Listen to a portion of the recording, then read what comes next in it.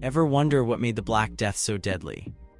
Did you know that medieval Europeans were basically living in a perfect storm for disease transmission? Number 9. Contaminated water sources. Have you ever thought about where your drinking water comes from? In medieval Europe, people didn't have the luxury of clean tap water or bottled beverages. Instead, they relied on rivers, streams, and wells for their daily water needs. These same water sources often doubled as disposal sites for human waste, animal carcasses, and all manner of unpleasant things. Imagine drinking from the same river where people upstream were dumping their chamber pots. This was the reality for medieval Europeans. Towns and cities typically developed along waterways which provided transportation, power for mills, and of course, water for drinking and bathing. But these waterways quickly became contaminated. In London, the River Thames served as both the primary water source and the main sewage disposal system. People would draw water from the river for drinking and cooking, while simultaneously using it as a convenient place to dump waste. The concept of water contamination wasn't understood, so no one made the connection between dirty water and illness. Wells weren't much better. Often dug too close to cesspits and latrines, groundwater contamination was rampant. In crowded cities, a well might be just a few feet away from where human waste was disposed of. During rainy periods, waste would seep into the ground and contaminate the water table. The lack of proper sanitation infrastructure meant that water-borne diseases like dysentery, typhoid fever, and cholera spread like wildfire. People suffered from chronic diarrhea, which was so common it was hardly considered a medical condition, but just a fact of life. Waterborne parasites were also widespread, further compromising people's health and making them more susceptible to other diseases. Brewing beer and making wine were partially popular because the fermentation process made these drinks safer than water. But not everyone had access to these alternatives, and many people, particularly children, had no choice but to drink contaminated water. The situation was so dire that by the late medieval period, some cities began to recognize the dangers and attempted to implement rudimentary water systems. In some places, wooden pipes were installed to bring water from cleaner sources outside the city. However, these systems were limited in scope and often poorly maintained, serving only a small portion of the population. Number 8. Overcrowded cities and poor housing. Ever been stuck in a packed elevator and heard someone cough? Medieval cities were like being stuck in that elevator 24/7. As the medieval period progressed, more and more people flocked to urban centers looking for opportunities, creating unprecedented population density in European cities. Cities like Paris, London, and Florence became dangerously overcrowded. Medieval Paris had over 200,000 residents crammed within its city walls by the 14th century. Streets were narrow and winding, with buildings constructed so close together they nearly touched across alleyways. In many cities, upper floors of buildings were built jutting out over the streets, creating dark, airless passages below where disease could fester. Housing conditions were appalling by modern standards. Multiple families would share small, single-room dwellings. It wasn't uncommon for 10 or more people to sleep in the same room, often sharing beds or sleeping on straw-covered floors. This extreme proximity meant that when one person contracted a contagious disease, everyone around them was likely to catch it too. These cramped living quarters lacked proper ventilation. Windows, if they existed at all, were tiny and often covered with cloth or paper instead of glass. Smoke from cooking fires filled homes, irritating lungs and making residents more susceptible to respiratory infections. In winter, people sealed their homes as best they could to keep out the cold, further reducing air circulation and creating perfect conditions for airborne diseases to spread. Vermin thrived in these conditions.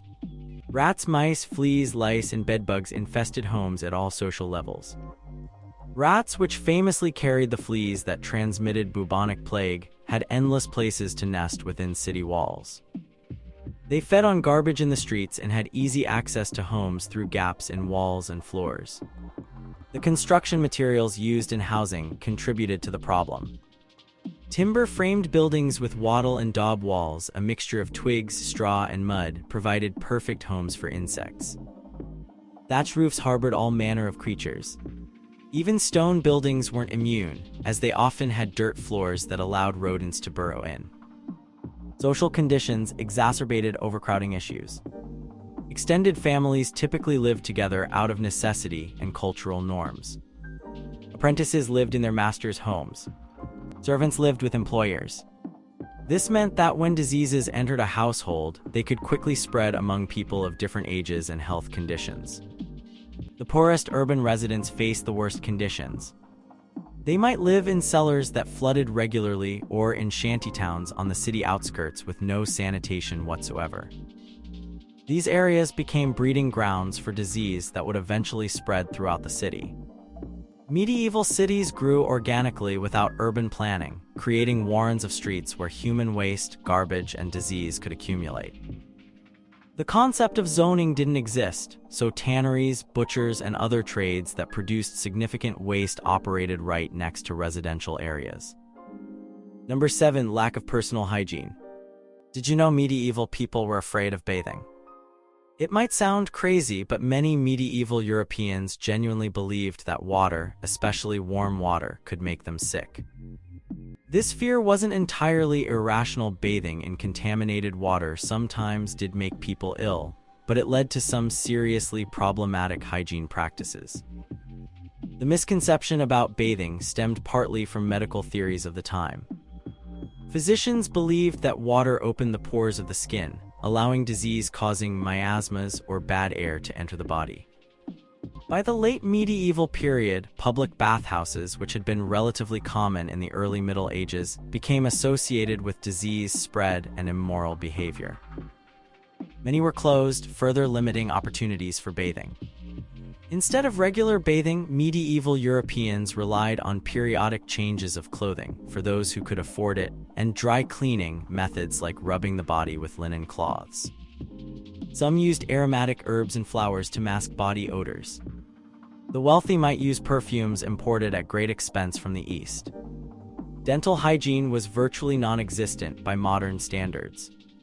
While some people used twigs or cloth to clean their teeth and herbal mouthwashes existed, regular tooth brushing wasn't a common practice. Dental problems were extremely common, with tooth decay and gum disease rampant across all social classes. Hand washing before meals was actually a common practice, but it was more of a ceremonial courtesy than a hygienic measure. Without soap, using water alone did little to remove germs. Furthermore, the same basin of water might be used by multiple people, potentially spreading disease rather than preventing it. Clothing was rarely washed, particularly among the poor who might own only 1 or 2 garments. The process of washing clothes was laborious, requiring hauling water, heating it, and spending hours scrubbing. Garments were typically worn until they were visibly soiled, and even then, they might just be aired out rather than properly washed. Lice and fleas were so common that they were considered a normal part of life. Even royalty suffered from these parasites. The itching they caused was seen as just another of life's discomforts rather than a serious health issue. Yet these insects were major disease vectors, transmitting typhus and contributing to the spread of plague. Menstruation was managed with reusable cloth rags that were difficult to clean properly. Women of childbearing age were particularly vulnerable to infections from these inadequate sanitary practices. Childbirth itself was extremely dangerous, with midwives and birth attendants often moving from one birth to another without washing their hands. The concept of germs was completely unknown. While people recognized that diseases could spread from person to person, they had no understanding of bacteria or viruses. This meant that even when they did clean themselves or their surroundings, they weren't targeting the actual sources of disease. Number 6. Animal proximity and poor food hygiene. Ever had a chicken for a roommate? Medieval Europeans often did. The boundary between humans and animals was much more fluid in medieval times, with livestock frequently sharing living spaces with their owners, especially during winter months. In rural settings, families commonly brought valuable animals like cows, pigs, and chickens into their homes at night to protect them from thieves and predators. The animals might be separated by nothing more than a low partition, if that. Their body heat was even welcomed as a source of warmth during cold winter nights. This close contact created perfect conditions for zoonotic diseases, illnesses that can jump from animals to humans. Even in cities, many households kept chickens, pigs, or goats in their yards or even inside their homes. City regulations eventually tried to limit livestock within city walls, but enforcement was spotty at best. Pigs often roamed freely through the streets, serving as living garbage disposals and bringing whatever diseases they carried into close contact with humans. Food safety was a concept far ahead of its time. Meat was often sold in open-air markets without refrigeration, especially in warmer months.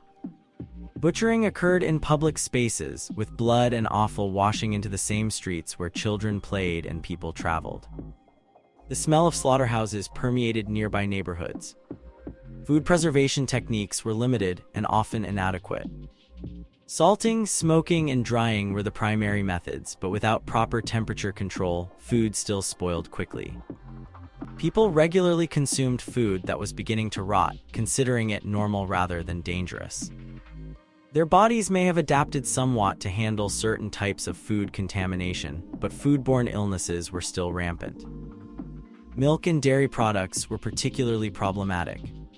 Without pasteurization, raw milk could transmit diseases like tuberculosis from infected cows to humans. Cheese and butter making occurred without standardized hygiene practices, leading to inconsistent results and sometimes dangerous products. Bread, a staple food for all classes, faced its own contamination issues. Grain was often stored in conditions that allowed mold and fungi to grow. Ergot, a fungus that grows on rye and related grains, caused periodic outbreaks of ergotism, a painful condition that could lead to hallucinations, convulsions, and gangrene. Some historians believe that certain cases of alleged witchcraft may have actually been ergot poisoning.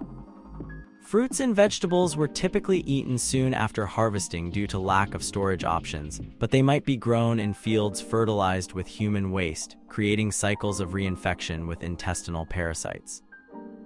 Market vendors displayed produce on the ground or on unclean tables, exposing it to dirt, insects, and rodents.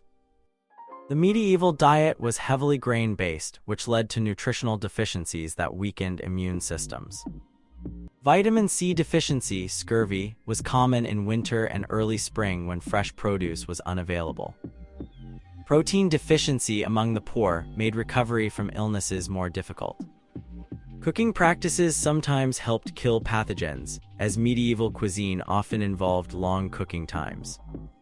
However, the preference for communal eating, sharing plates and cups, facilitated the spread of diseases between diners.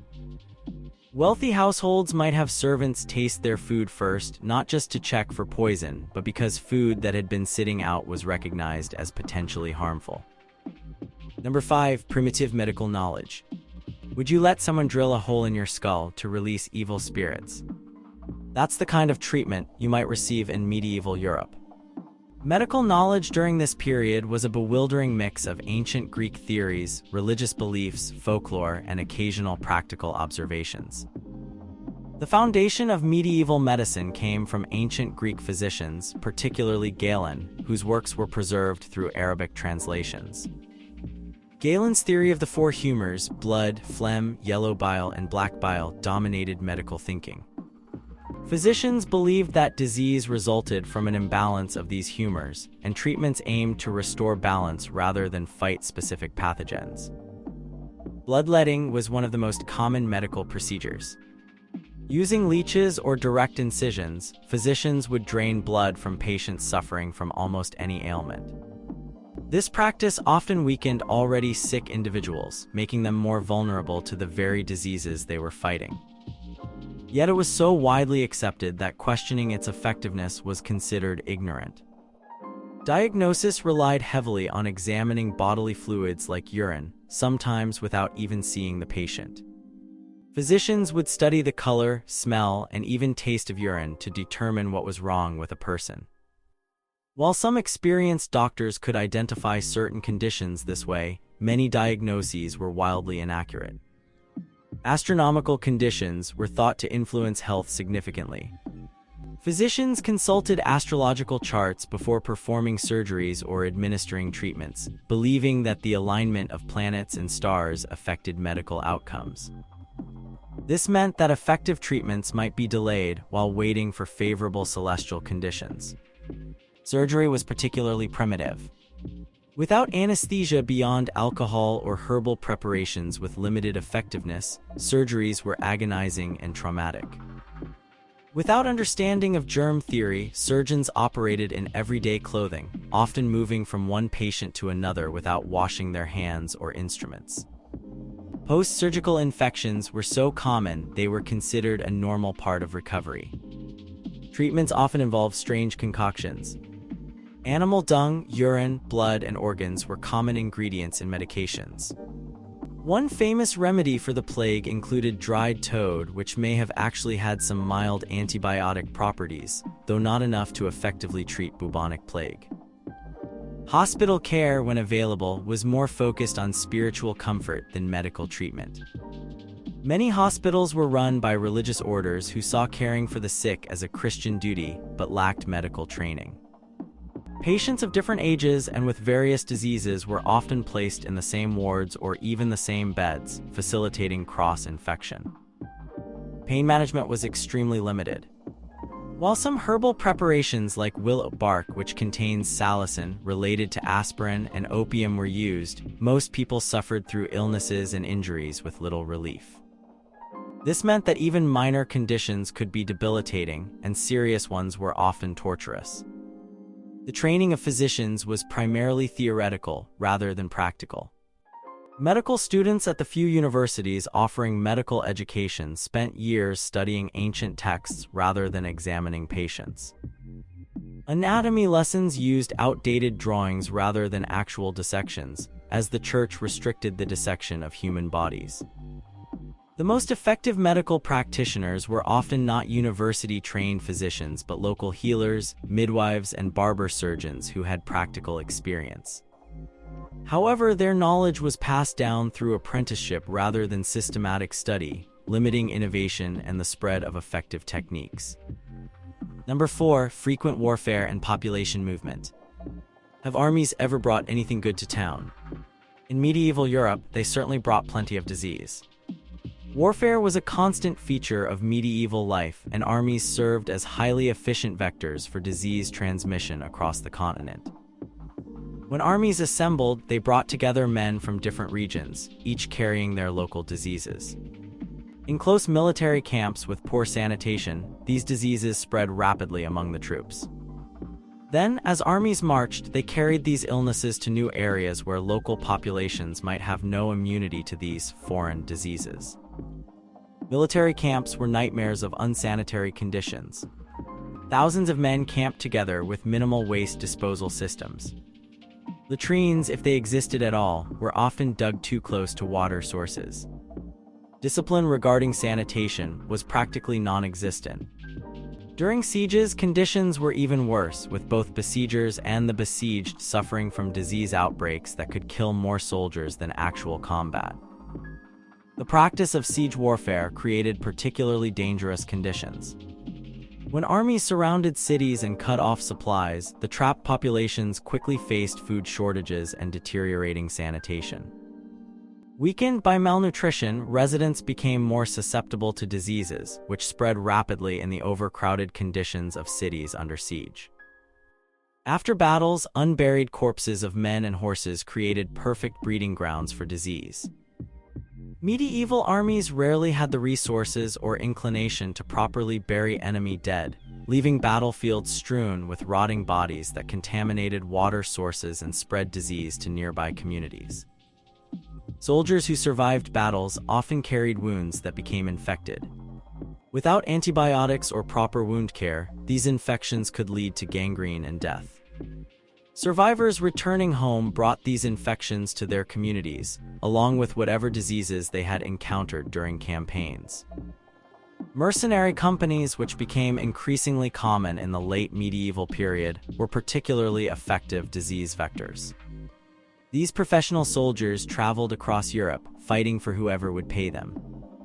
Between engagements, they often lived by plundering the countryside, coming into contact with numerous communities and spreading disease as they went. The Crusades represented disease transmission on an international scale. European crusaders encountered diseases from the eastern Mediterranean to which they had no immunity, while also bringing European diseases to the Middle East. When crusaders returned home, they brought new pathogens with them, sometimes with devastating consequences. War refugees created another layer of disease transmission. As armies approached, civilians fled their homes, often crowding into nearby cities or other regions.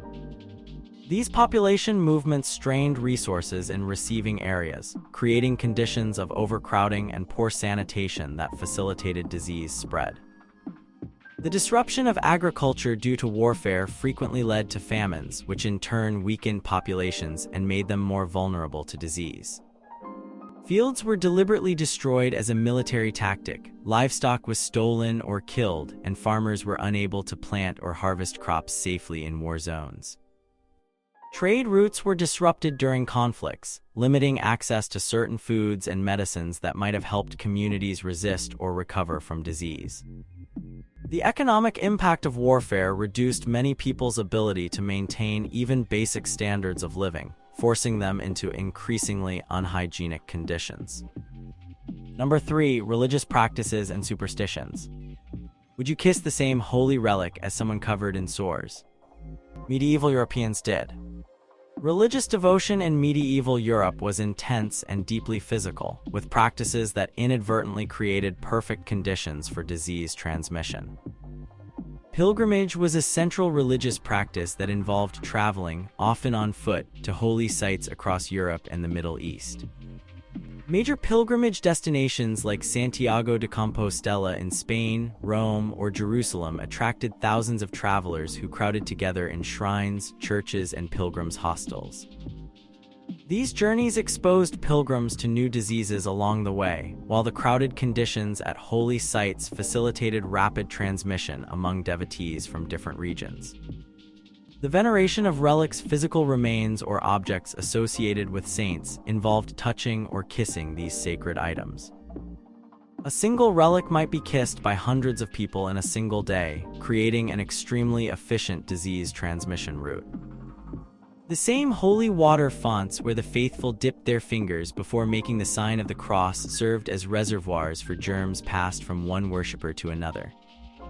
Religious processions during times of plague or other epidemics actually accelerated disease spread. When communities gathered to carry saints' statues through the streets or to conduct mass prayers for divine intervention, they created precisely the kind of crowded conditions that facilitated contagion. The very practices intended to stop diseases often help them spread. Fasting practices, while spiritually meaningful, sometimes weaken people physically, making them more susceptible to infection. Extended periods of dietary restriction, particularly during Lent, could leave people nutritionally compromised just as winter was ending and spring diseases were beginning to circulate. Monastic communities, though generally better organized than secular towns regarding sanitation, still faced unique challenges. Monks and nuns typically shared dormitories, dining halls, and prayer spaces. When disease entered a monastery, it could quickly affect the entire community. Yet monasteries were also centers of care for the sick, meaning monks were regularly exposed to contagious diseases. Religious prohibitions sometimes interfered with hygiene. In some religious communities, modesty concerns limited bathing and changing clothes. The association of cleanliness with vanity in certain religious teachings discouraged practices that might have reduced disease transmission. Beliefs about disease causation focused on divine punishment or demonic influence rather than natural causes. This perspective led people to seek spiritual remedies, prayer, penance, exorcism, rather than practical interventions that might have limited disease spread. When illness was seen primarily as a result of sin, the focus became moral reform rather than improved sanitation or isolation of the sick. Superstitions about disease treatment sometimes led to harmful practices. The belief that evil could be transferred to objects or animals led to treatments where patients would touch items that were then discarded, or where animals were used in rituals and then released, potentially spreading pathogens rather than eliminating them. Church gatherings themselves, regular masses, feast day celebrations, baptisms, weddings, and funerals, brought communities together in enclosed spaces. Medieval churches were often poorly ventilated, with congregants standing or kneeling in close proximity for hours. During disease outbreaks, these gatherings became opportunities for mass transmission. Funeral practices posed particular risks. Bodies of the deceased were typically prepared by family members without protective equipment. Extended wakes where mourners gathered around the body, sometimes touching or kissing the deceased, created direct contact with potentially infectious remains. Multiple funerals during outbreaks meant repeated community gatherings centered around disease victims. Number 2, fleas, rats, and vectors. Did you know that some of the deadliest killers in history were tiny enough to fit on the head of a pin? The relationship between humans, pests, and disease in medieval Europe created a perfect storm for epidemics, particularly the devastating bubonic plague. The black rat, Rattus rattus, also called the roof rat or ship rat, was the perfect companion for the growing medieval urban centers. These rodents thrived in the close quarters of medieval towns, nesting in thatched roofs, walls, and cellars. Unlike their larger cousins, the brown rats, black rats were excellent climbers who could easily access food storage areas and living quarters. These rats harbored fleas, particularly the rat flea Xenopsilla chiopes, which carried the bacterium Yersinia pestis responsible for bubonic plague. When infected rats died, their fleas would seek new hosts, including humans. One flea could bite multiple people, spreading the deadly bacteria efficiently throughout a population. Medieval homes were virtual paradises for rats and their parasitic hitchhikers. Thatch roofs provided warm, protected nesting areas. Walls stuffed with straw and mud offered countless hiding places. Food was often stored in accessible containers or simply left out. Even wealthy households couldn't keep rats at bay with the construction methods and materials available at the time. The abundance of garbage in medieval streets provided an endless feast for rat populations. Without organized waste collection, people simply threw refuse into the streets or vacant lots. Food scraps, animal remains from butchering, and all manner of organic waste created a rodent buffet that supported large populations right in the heart of human settlements. Granaries and food storage areas were particularly attractive to rats. The large-scale storage of grain necessary to feed urban populations created concentrated food sources that sustained enormous rat colonies. As humans transported grain from rural areas to cities, they inadvertently transported rats and their fleas as well. Medieval people had limited means to combat rat infestations. While cats were kept as mousers, their numbers were sometimes reduced due to periodic associations with witchcraft and the devil. Some areas actually experienced increased rat populations after cat populations were decimated due to superstition. Rat poisons existed but were primitive and often as dangerous to humans and domestic animals as they were to the rats. Lice were another critical disease vector. Nearly everyone in medieval society, from peasants to kings, contended with these parasites. Body lice, Pediculus humanus corporis, transmitted typhus fever, causing devastating epidemics that could kill 60% or more of those infected. The crowded living conditions and infrequent clothing changes of medieval life created ideal conditions for lice transmission. Bedbugs, while not significant disease vectors, caused skin infections through their bites, which could become seriously infected in an era without antibiotics. The constant irritation from their feeding also disrupted sleep, weakening overall health and resistance to disease. Mosquitoes thrived in the numerous standing water sources in and around medieval settlements. Open sewers, rain barrels, puddles in rutted streets, and marshy areas all provided breeding grounds. While malaria was not as devastating in northern Europe as it was in southern regions, it still caused significant illness in many parts of the continent, particularly in Italy and other Mediterranean areas. The medieval understanding of these disease vectors was fundamentally flawed. Rather than recognizing insects and rodents as carriers of disease, people believed that bad air or miasmas caused illness. They might notice that sickness seemed to follow rat infestations, but they attributed this to the foul smells rats produced rather than to the fleas they carried. Trading ships played a special role in the spread of rodents and their parasites. Rats were virtually impossible to eliminate from wooden sailing vessels, and ships arriving from distant ports brought new rat populations with potentially novel diseases to European harbors. The arrival of plague in Europe in the 1340s followed exactly this pattern, with infected rats arriving on merchant ships from Asia. Number 1. Lack of sanitation and waste management. Have you ever wondered where all the poop went in medieval towns? The answer is simple: everywhere. The absence of organized sanitation and waste management was perhaps the single most significant factor in creating the perfect storm for disease in medieval Europe.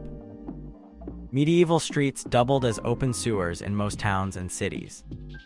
The common practice was simply to throw waste, including human excrement, out windows onto the street below. The Latin phrase "gardes ello," watch out for the water, or simply "gardi lu," was shouted as a warning before waste was tossed, giving pedestrians mere seconds to dodge the incoming filth. In some cities, ordinances required waste to be thrown at night or stipulated that waste shouldn't be thrown on passers-by, but enforcement was minimal. Even where shallow gutters existed down the center of streets to channel waste, they frequently clogged, creating fetid pools that served as breeding grounds for disease-carrying insects. Rain was relied upon to wash waste away, but in dry periods the accumulation could become unbearable.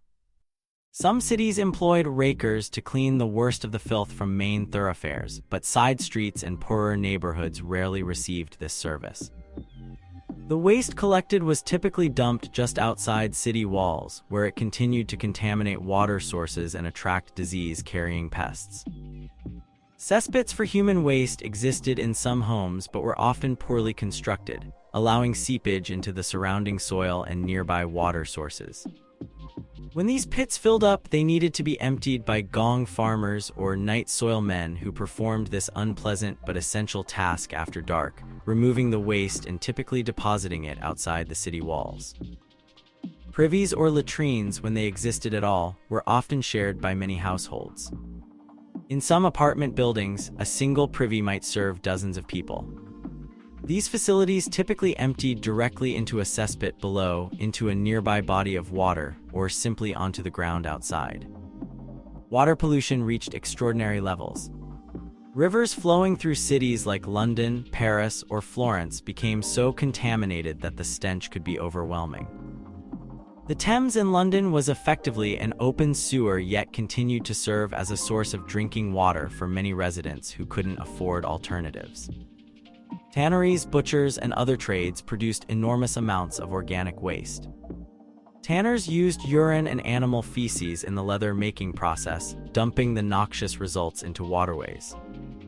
Butchers discarded blood, entrails, and unused animal parts directly into streets or rivers. Textile dyers used urine in their processes and discharged colored, contaminated water into public waterways. City authorities occasionally recognized the problem and passed ordinances attempting to control waste disposal.